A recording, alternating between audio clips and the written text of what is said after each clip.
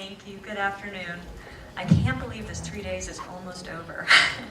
But I hope that you all feel, and I certainly do, that this conference has been a really extraordinary opportunity to bring together all of us from around the world to share our common challenges, to learn about best practices, good practices, and to think about really practical strategies for improving access to criminal legal aid services in our communities. I think as we've learned, countries around the world, all of us really face enormous challenges, but we are not alone. And working together, we really can make a difference. We really can create change, and that there are tools and experience from other countries, from other organizations, from other individuals that can help us. And I just wanted to reflect on just, I think, 3 short points that I think are important to think about, and some things that we have identified as an organization as things that we see that can be improved about how the international development community approaches the issue of access to criminal legal aid and justice reform. People here have talked a lot about, the participants, about how governments don't focus enough attention on this issue, and I think that that's not just true of governments. I think the international community has not focused enough attention on access to criminal legal aid services. And I think, for the same reasons, not popular constituencies. And when the ILF was founded in 2001, we saw one of the reasons that we were founded is we saw that there was almost no attention at all paid to criminal legal aid in justice reform strategies for post-conflict countries. And that has changed.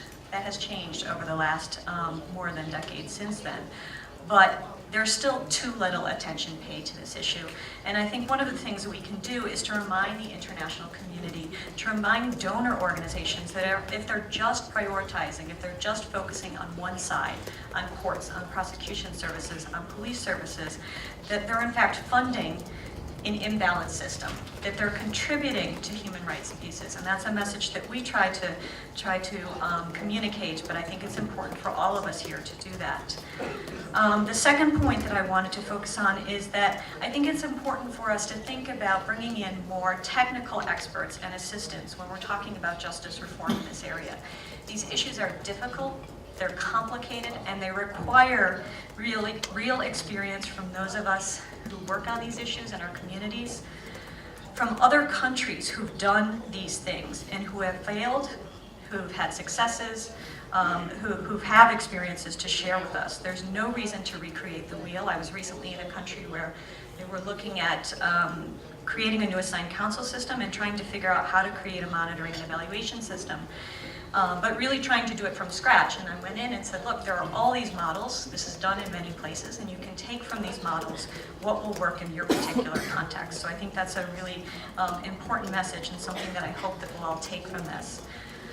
And the last point that I wanted to make, and this is one I think that many people here have talked about over the last 3 days, and that's the importance of collaboration. One of the things that I'm really proud about with this conference, there's many things, but I think that this was a real collaborative effort. The government of South Africa really leading on this, and many governments supporting the participants here today. Civil society organizations, the International Legal Foundation, Open Society Justice Initiative, United Nations, academic institutions here in South Africa, and I think that that's an extraordinary achievement and shows what we can do together. These problems are enormous that we are facing.